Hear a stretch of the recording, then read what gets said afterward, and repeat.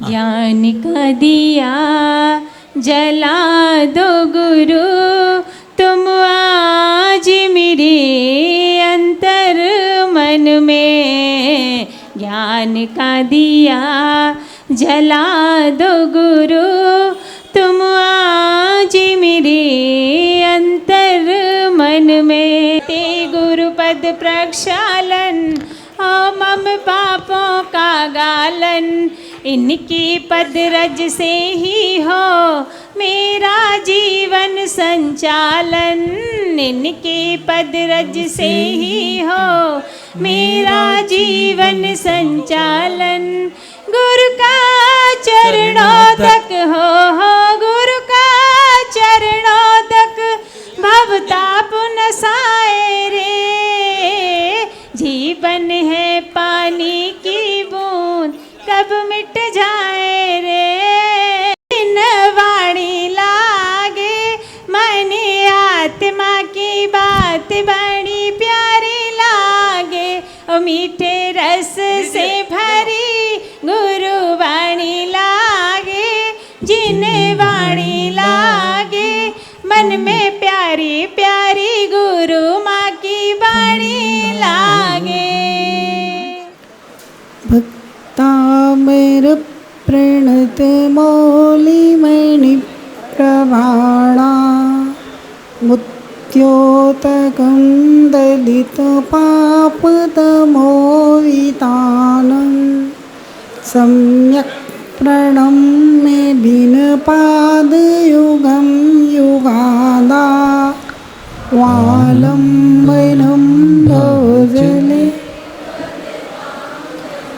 जबले अनंतानंद पंचपरमेष्ठी भगवान ने की जय हो। देवादि देव एकदरण से आदिनाथ भगवान ने की जय हो। परम पूज्य गणाचार्य गुरुदेव जी 160 विराग सागर जी महाराज जी की जय हो। परम पूज्य चर्या शिरोमणि पट्टाचार्य गुरुदेव जी 160 विशुद्ध सागर जी महाराज जी की जय हो। परम पूज्य आचार्य गुरुदेव जी 160 मानतुंग स्वामी की जय हो। भक्तामर जी स्तोत्र की जय हो। बोलिए परम पूज्य गणेश शमनी आरिका रत्न 105 विभाश्री माता जी की आरिका संघ की जय हो। वंदन।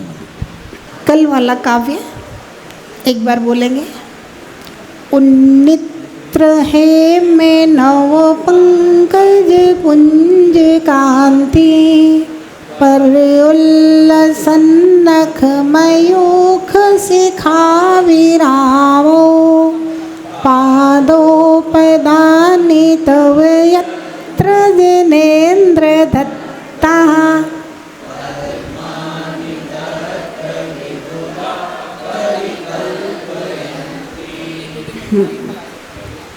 रोहित भैया सुनाओ काव्य।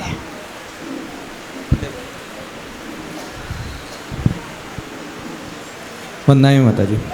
उन्निद्र हेम नव पंकज पुंज कांति, पर्युल्लसन नख मयूख शिखा विराम।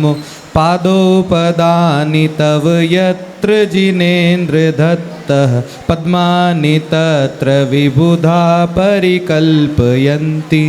बहुत अच्छा। हाँ अभिषेक जी सुनाओ।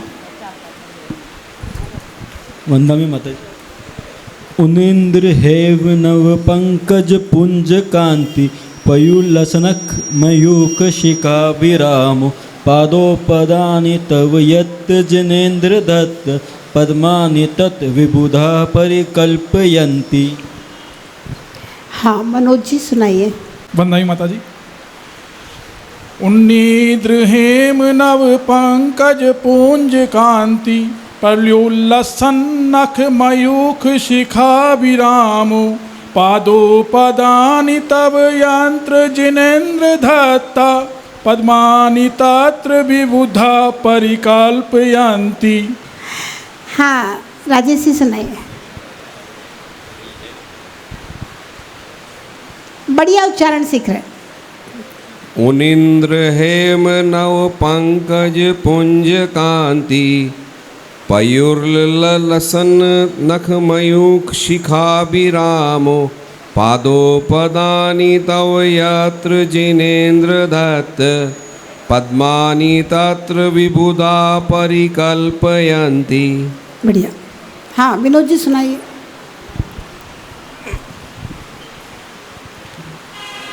उन्नीद्रहेम नव पंकज पुंज कांति प्रयुल्लसन्नख मयूख शिखा विरामी पादोपदानि तव यत्र जिनेन्द्र दत्त पद्मानि तत्र विबुधा परिकल्पयन्ति। हे जिनेन्द्र भगवान, आपके पावन युगल चरण खिले हुए कमलों के समान और नवीन स्वर्णमयी कमलों के समान आभावान है, और आपके जो नख हैं उनकी जो किरणें के अग्रभाग से आप दीप्तिमान हैं। ही धर्मोपदेश के समय, विहार के समय देवतागण आपके नूतन, नवीन और खिले हुए स्वर्णमय 1000 पंखुड़ी वाले 225 सहस्त्रदल कमलों से आपके चरणों के नीचे संरचना करते हुए चलते हैं। मतलब ये कि संसार का तीनों लोकों का जो वैभव है वो आपके चरणों में न्योछावर है, और आप उस वैभव से अलिप्त रहते हैं, क्योंकि जब आप विहार करते हैं तो आप उन कमलों से, कमल पत्तों से 4 अंगुल ऊपर चलते हैं। इससे यह प्रतीत कि आप उससे टोटली जो उससे आपकी आसक्ति नहीं है उससे अलिप्त है। यह देवकृत जो 14 अतिशय है उसमें से एक अतिशय 225 सहस्त्र दल की संरचना करना है देवगणों द्वारा। वंदे मातरम। चलिए 37वां काव्य निकाल लेंगे। ये आज की अंतिम स्तुति है। अब कल से स्तुति का फल बताया जाएगा। बताया था ना, 38 काव्य से लेकर के 48वें काव्य तक स्तुति का फल बताया गया है। 7वें काव्य से लेकर 37वें काव्य तक स्तुति की गई है। पहले काव्य में मंगलाचरण, दूसरे से 6वें काव्य तक स्तुति कर्ता कैसा होना चाहिए ये वर्णन किया गया है। अब आज की ये अंतिम स्तुति है, कल से स्तुति का फल। इत्थम यथा तव विभूति रभुज जिनेन्द्र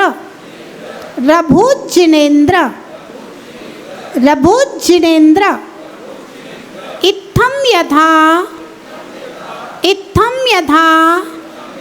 तव विभूति रभुज जिनेन्द्र इत्थम यथा तव विभूति रभुज जिनेन्द्र इत्थम यथा तव विभूति रभुज जिनेन्द्र।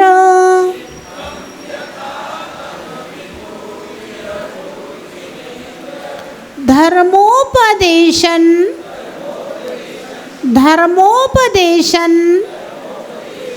विधौ न तथा परस्य। धर्मोपदेशन विधौ न तथा परस्य। धर्मोपदेशन विधौ न तथा परस्य। धर्मोपदेशन विधौ न तथा परस्य। धर्मोपदेशन विधौ न तथा परस्य।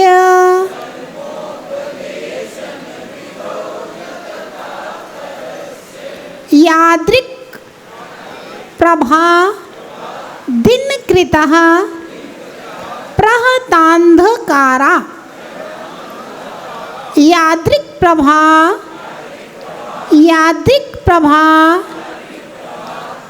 दिनकृतः प्रहतान्धकारा।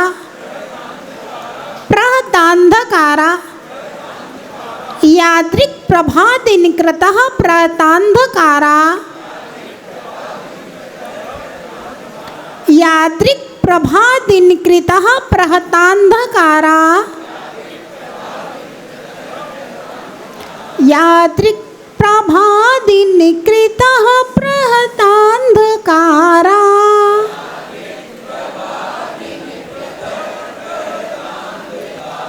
तादृक् कुतो ग्रहगणस्य विकासिनोऽपि तादृक् कुतो ग्रहगणस्य विकासिनोऽपि।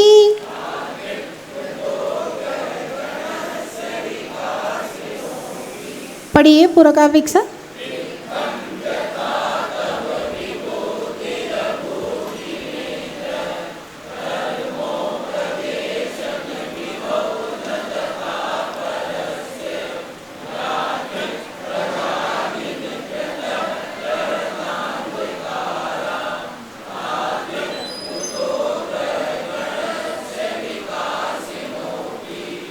बहुत सुंदर काव्य है।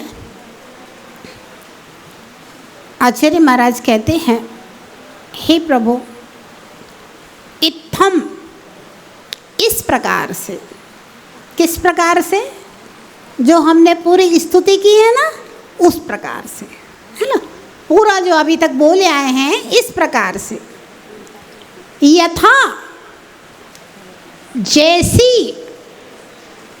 तव विभूति, आपकी विभूति अभूत हुई थी। हे भगवान, इस प्रकार की जैसी विभूति आपकी हुई थी, जिनेंद्र, हे जिनेंद्र, हे जिनेंद्र, इस प्रकार से जैसी विभूति आपकी हुई थी, एक लाइन का अर्थ, हे जिनेंद्र, इस प्रकार से जैसी विभूति आपकी हुई थी। बोलो एक बार, हे जिनेंद्र, इस प्रकार से जैसी विभूति आपकी हुई थी। हाँ, हे जिनेंद्र, इस प्रकार से जैसी विभूति आपकी हुई थी। कब हुई थी? धर्मोपदेशन विधि, धर्मोपदेश की सभा, धर्मोपदेश के समय, न तथा परस्य, वैसी अन्य किसी दूसरे संप्रदाय के किसी भी देवी देवता की वैसी विधि न हुई है और ना होगी। ना भूतो न भविष्यति, ना कभी किसी देवी देवता का समोसरण लगा है और ना कभी लगेगा। इंद्रभूति ब्राह्मण था, अपने आप को सर्वज्ञ मान रहा था, अपने आप को तीर्थंकर मान रहा था, भगवान मान रहा था अपने आप को। भगवान महावीर की दिव्य ध्वनि नहीं खिल रही थी। सौधर्मेंद्र ने अपने ज्ञान से जाना श्रोता की कमी है, गणधर की कमी के कारण दिव्य ध्वनि नहीं गिर रही है। अब अवधि ज्ञान से जाना, भाई कौन पुण्यात्मा है जो भगवान का गणधर बनेगा। इंद्रभूति ब्राह्मण, बड़ा कठिन काम है। एक तो अजैनी, दूसरा वेद वेदांगों का पाठी, 500 शिष्यों का गुरु और महाअहंकारी। कैसे लाया जाए समोसरण में, कैसे आए, कैसे इसका अहंकार गलित हो। कहानी हमने आपको सुनाई थी। ब्राह्मण का वेश धारण करके 4 लाइनें बोलता है, इसका अर्थ बता दीजिए। वो इंद्रभूति तो डगमगा जाता है, कहता है ना, जब तक ऊंट पहाड़ के नीचे नहीं आता है तब तक बहुत गर्दन ऊंची करके चलता है। जो लोग ज़्यादा अपनी गर्दन के ज़्यादा अपनी नाक की चिंता करते हैं ना, वे हाथी बनते हैं, बड़ी नाक वाले। और जो ज़्यादा गर्दन को उठाकर सिर उठा करके चलते हैं तो वे ऊंट बनते हैं। सिर उठा करके बहुत चले थे, अब सिर उठा करके चलो। कहते हैं जब तक ऊंट पहाड़ के नीचे नहीं आता तब तक उसको समझ में नहीं आता है, वो सिर उठा के चलता। तो इंद्रभूति की बहुत बड़ी गर्दन थी, बहुत बड़ी नाक थी, सिर उठा के चलता था, बड़ी नाक लेकर के चलता था। अर्थ त्रैकाल्यम द्रव्य सटकम नवपद सहितम जीव सटकाय लेस्या पंचान्य चास्ति गाया व्रत समिति गति ज्ञान चारित्र वेदा इत्येतन मोक्ष मूलम त्रिभुवन मैत्री प्रोक्तम अर्हत विरिशे प्रतीति श्रद्धाति स्पर्शति चा मतिमान यह सावे शुद्ध दृष्टि। 4 पंक्तियों का अर्थ नहीं आ रहा, सोचता है ये बूढ़ा ब्राह्मण इतना ज्ञानी है तो इसका गुरु महावीर कितना ज्ञानी होगा। मिलना चाहिए, ज्ञानी से ज्ञानी मिले,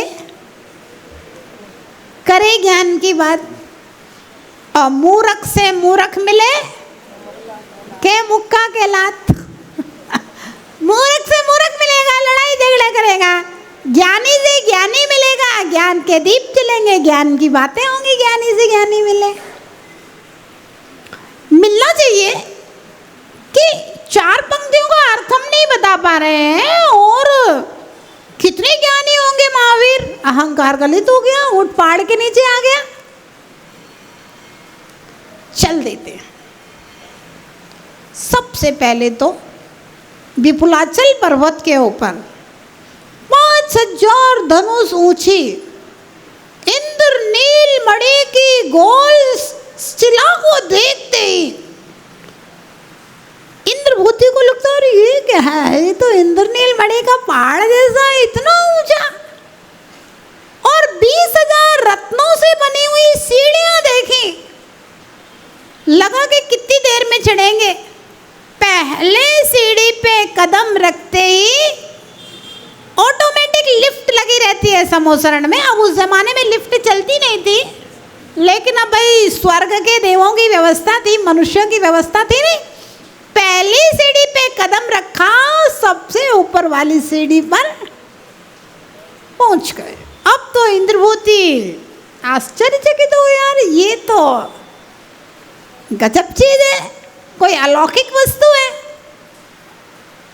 फिर रत्नों का परकोटा, फिर रत्नों के परकोटे, सोने के कोंडे, चांदी के कोटे, है ना, इंद्रनील मणि की पूरी जमीन, है ना। भगवान के समोसरण में सोना चांदी रत्नों के अलावा और कुछ नहीं होता। घंटे भी होते हैं ना समोसरण में, तो सोने के घंटे होते हैं, सोने के घंटे बजाए जाते हैं। पीतल, तांबा, कांसा, पत्थर, सीमेंट, ईटा फीटा का कोई काम नहीं। सोना चांदी रत्न ये होते हैं। तो भगवान का जो मंदिर बनाना चाहिए ना, अच्छे बढ़िया वाले मार्बल, बढ़िया वाला पत्थर, है ना, कंजूसी नहीं करना चाहिए। मंदिर जब बनाओ बढ़िया बनाओ, और भगवान के मंदिर के लिए कभी पैसे की कमी नहीं पड़ती। आप अच्छे मन से काम करोगे, मांगने जाओगे, लोग आराम से आपको पैसा देंगे। बस आपका गुडविल बढ़िया होना चाहिए और आपका बोलचाल व्यवहार अच्छा होना चाहिए। अब आप एंड में जाओ तो यार कोई तुम्हारा नौकर थोड़ी ना है, थोड़ा झुकना तो पड़ेगा ना। बिना झुके कभी भी गागर भरती नहीं है। आप किसी के द्वार पे मांगने जा रहे हो तो भाई थोड़ा सा झुक के तो जाना पड़ेगा उसके घर में प्रवेश करते समय। अगर आप प्रेम से बोलोगे और आपका गुडविल, आपका रिकॉर्ड अच्छा है, तो आदमी कभी भी आपको वापस नहीं लौटाएगा, है ना। भगवान का बढ़िया जिनालय का निर्माण कराना चाहिए, क्योंकि भगवान का समोसरण ऐसा वैसा नहीं होता। और भगवान का मंदिर तो हम तो समोसरण के रूप में ही भगवान का जिनालय बनाने का काम करते हैं। तो इस प्रकार से कहा, इंद्रभूति जैसे ही समोसरण की विभूति को देखता है, सोने चांदी रत्नों से बड़ा हुआ समोसरण, तो वो आश्चर्यचकित हो जाता है। आगे बढ़ता है, सीधा श्री मंडप भूमि के अंदर पहुंच जाता है। वहाँ देखता है, अरे 12 सभा, इतने देव देवियाँ, इतने लोग बैठे हुए हैं इस सभा में। और जब सभा में भीड़ होए, कोई व्यक्ति आता है तो उसको आने में भी अच्छा लगता है। अब सभा में कोई ना हो, 2 आदमी बैठे हुए हैं, माता जी प्रवचन कर रही है, तो वो कह रहा काय को आ गए, कोई है नहीं है, फालतू अपन आ गए हैं, है ना। वो आया हुआ और चला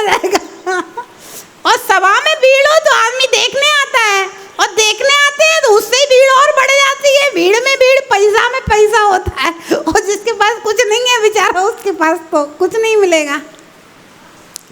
तो वो इंद्रभूति देख कर आश्चर्यचकित हो जाता है भगवान की सभा को। वो अशोक वृक्ष, ये रत्नों से जड़ित सिंहासन, ये भामंडल, ये 64 चमर डुल रहे हैं, ये पुष्पों की वृष्टि हो रही है ना, ये करोड़ों देव दुंदुभियां बज रही हैं, पूरा वो देख करके आश्चर्यचकित हो जाता है।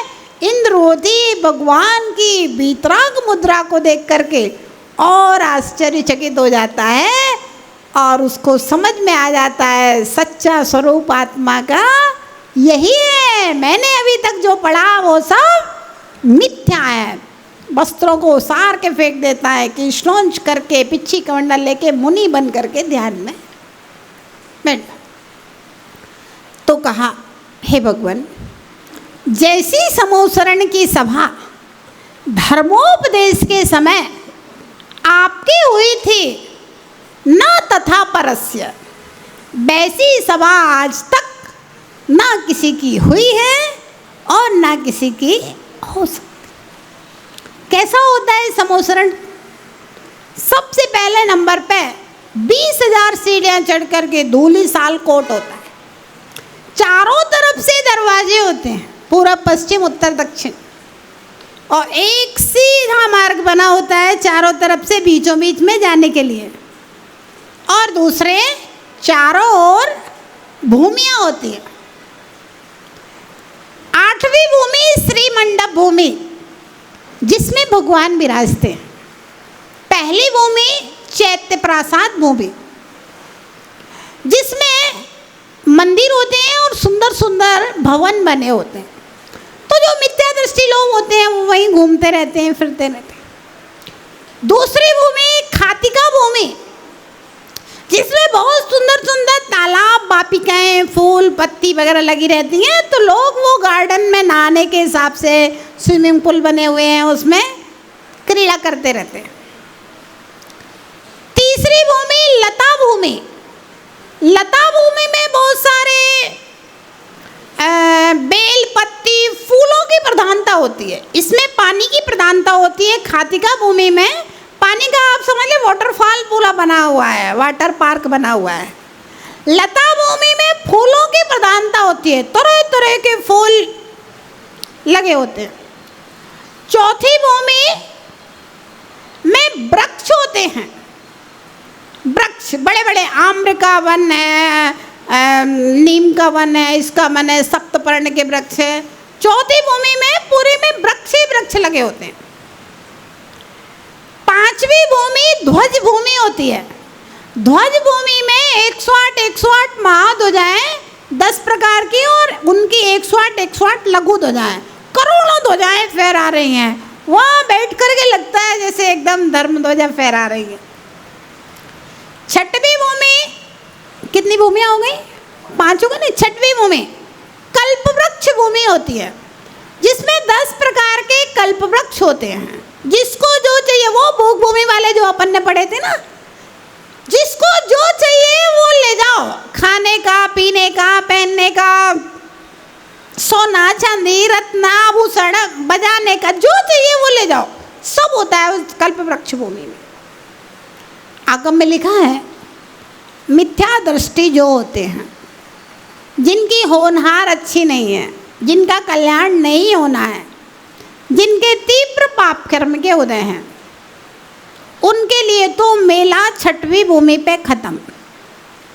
उनको आगे अंधकार दिखता है। जैसे आप कभी नुमाइश देखने गए ना, नुमाइश में मेला देखने गए, तो वहाँ पे एक निश्चित स्थान पर लाइटिंग वगैरह होती है, और अपन लोग घूमते हैं, और फिर जहाँ लाइटिंग खत्म गई, सामने अंधेरा, तो अपन सोचते हैं मेला यहीं तक है, इसी को घूम लो।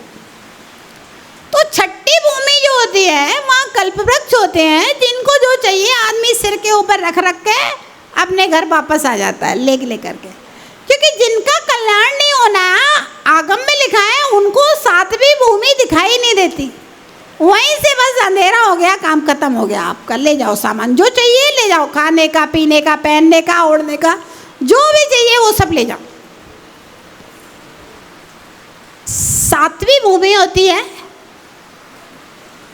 उस भूमि में मुनि महाराज लोग विराजते। उस भूमि में जिनेंद्र भगवान के मंदिर होते हैं और फुटकर चर्चा, जैसे ये धर्म सभा है, अब कोई माताजियों से बातें करना है तो भैया इधर उधर दूसरे स्थान पे, तो 8वीं भूमि में तो केवल गणधर बोलेंगे और तीर्थंकर की दिव्यध्वनि करेगी, लेकिन 7वीं भूमि में मुनि महाराज लोग वार्तालाप करता बैठे, कोई ध्यान कर रहा है, कोई कुछ कर रहा है। 7वीं भूमि में ये सब होता है और मंदिर भी है। 8वीं भूमि जो श्री मंडप भूमि है, उसमें तीर्थंकर परमदेव विराजमान रहते हैं। थाली के समान गोल होती है और उसमें बीचों बीच में 3 कटनी के ऊपर सिंहासन, कमलासन और भगवान विराजमान होते हैं। तो इस प्रकार से भगवान जैसी समूह शरण की सभा धर्मोपदेश की आपकी थी, वैसी सभा ना भूतो ना भविष्यति, ना किसी की हुई है और ना किसी की हो सकती है। इत्थम यथा विभूतिर्भो जिनेन्द्र, हे जिनेन्द्र, जैसी धर्मोपदेश की विधि आपकी हुई थी वैसी किसी की नहीं होती। जिस प्रकार से याद रख, जिस प्रकार से दिन कृतः प्रभाव प्रहतांधकारा, सूर्य की जैसी अंधकार को नष्ट करने वाली आभा होती है, तादृक् कुतो ग्रह गणस्य विकासनोपि, वैसी आभा ग्रह गण जितने भी ये ग्रह नक्षत्र तारे वारे हैं पूरे आसमान में हो जाए, तब सबकी मिलाकर के भी वैसी प्रभा नहीं हो सकती जैसी एक सूर्य की होती है ना। संसार के जितने भी प्रवक्ता हैं सब मिल जाए, वे भी वैसा उपदेश नहीं दे सकते जैसा एक तीर्थंकर भगवान उपदेश दे देते हैं। तो इस प्रकार से इस काव्य में आचार्य महाराज ने भगवान की जो समूह शरण की विभूति है, उस विभूति का संपूर्ण रूप से वर्णन किया। और हे भगवान, आपके समूह शरण की जो विशेषता है वह बहुत बड़ी विशेषता है। रोगी आकर के निरोग हो जाता है, अंधा आता है तो आंखें लग जाती हैं, लंगड़ा आ जाता है तो वह चलने लगता है। और हे प्रभु, आपके समूह शरण में शेर और गाय एक घाट के ऊपर पानी पीते हैं, सर्प और नेवला एक साथ में क्रीड़ा करते हैं। आपके समूह शरण में कोई कैसा भी व्यक्ति आ जाए, बैर भाव को त्याग करके प्रेम पूर्वक यहाँ पर रहने लगते हैं। ये सब आपके समूह शरण की और आपकी आभा का प्रभाव है प्रभु, ध्यान रहे। इस काव्य की जो आराधना करता है, रिद्धि मंत्र का जाप करता है, उसके बहुत विभूति की प्राप्ति होती है। एक सेठ अपनी गद्दी के ऊपर बैठा था, भिखारी आया, बोला सेठ जी 3 दिन से भूखा हूँ, कुछ मिल जाए। सेठ कहता है चल जा यहाँ से। आ जाती हैं सुबह सुबह से शाम तक कितने लोग मांगने आते, तेरे जैसे बहुत आते हैं। 3 दिन के भूखे हैं और 4 दिन के भूखे हैं। भिखारी कहता है सेठ जी बहुत भूखा हूँ, भोजन करा दो, कुछ दे दो, कुछ मिल जाए। सेठ जी भगा देते, भिखारी चला जाता है, कहीं दूसरे द्वार पे जाएगा। सेठ जी को उसी दिन 1 करोड़ का घाटा लग जाता है। ध्यान रखना, जो लेने आया है वो कुछ शिक्षा दे करके जाता है। मेरे पास जब था मैंने नहीं दिया तो इसलिए कटोरा मेरे हाथ में, और ये कटोरा कब बदल जाए कोई भरोसा नहीं। एक बार क्या हुआ, एक भिखारी एक सेठ की दुकान पे पहुंचा, घर पे। भिखारी ने कहा सेठ जी कुछ मिल जाए, पैसे मिल जाए। बोले पैसा वैसा नहीं है। तो बोले सेठ जी कुछ कपड़े वपड़े मिल जाए। बोले कपड़े भी नहीं है। बोले सेठ जी कुछ नहीं है तो फिर लड्डू वड्डू मिल जाए खाने के लिए। बोले लड्डू भी नहीं है। तो बोले सेठ जी लड्डू भी नहीं है तो कम से कम रोटी दाल मिल जाए खाने के लिए। बोला रोटी दाल भी नहीं है, कुछ भी नहीं है। तो बोला सेठ जी फिर इस घर में क्यों बैठे हो, चलो हमारे साथ कटोरा लेकर के। जब आपके पास रोटी दाल ही नहीं है तो फिर चलो अपन मांगते हैं, मांग के खाएंगे। सेठ को 1 करोड़ का घाटा लग गया, बहुत टेंशन में आ गया। शाम को मित्र आया, बोले क्या बात है यार, 1 करोड़ का घाटा लगा है मुझे। बोले एक महाराज है जंगल में, कल सुबह उनके पास चलते हैं, कोई उपाय बताए। ठीक है, सेठ जाता है मित्र के साथ महाराज के पास। उन्होंने कहा कि तुम 37वें काव्य का मंत्र जाप करो, काव्य पाठ करो, उससे तुम्हें सिद्धि होगी। सेठ ने 37वें काव्य का मंत्र जाप काव्य पाठ किया। एक देवी प्रकट होती है। देवी ने कहा वत्स क्या चाहिए। बोला देवी मेरा 1 करोड़ का घाटा हो गया है, वो पूर्ति चाहिए। देवी ने कहा एक काम करो, ये एक जादू वाली छड़ी है, इसको तुम रख लो। इस छड़ी से कोई व्यक्ति कैसा भी होगा तुम्हारे अनुकूल हो जाएगा। बोला इस छड़ी से क्या होगा देवी, मेरा तो 1 करोड़ का घाटा लगा है। बोले इस छड़ी से सारा घाटा तुम्हारा पूरा हो जाएगा, टेंशन मत लो, तुम इस छड़ी के पास रख लो और कोई भी तुम्हारा कुछ बिगाड़ नहीं पाएगा। इस छड़ी को घुमा देना, कोई भी व्यक्ति तुम्हारे अनुकूल हो जाएगा। ठीक है, अब जो मिला सो ठीक है। वो छड़ी लेकर के घर आ रहा था, रास्ते में डाकू मिल गए। डाकू ने कहा भैया ये हीरे जवाहरात रख के मुझे कैश दे दो। अब डाकुओं को देखता है और धन देखता है, घबरा जाता है। वो तो डाकू 10-20 डाकू एक साथ थे। अब उसे वो देवी की दी हुई छड़ी याद आ गई, उसने छड़ी निकाली और छड़ी को यूं यूं घुमाने लगा। डाकू एकदम से उसे सम्मोहित हो गए छड़ी से और वे सारा माल छोड़ करके वो भाग गए। अब वो सेठ माल लेकर के आ गया, पूरा हीरा जवाहरात। सेठ ने देखा कि ये माल तो पूरा राज खजाने का है। सम्राट के पास ले गया, ईमानदार सेठ था। बोले सम्राट ये आप पहचानते हैं क्या। सम्राट ने देखा अरे ये तो खजाने का माल है। सम्राट को पता ही नहीं था कि खजाने में नुकसान हुआ है, चोरी हुई है। देखा तो खजाने के दरवाजे खुले और सारा माल चोरी। तो सम्राट बहुत खुश हुआ।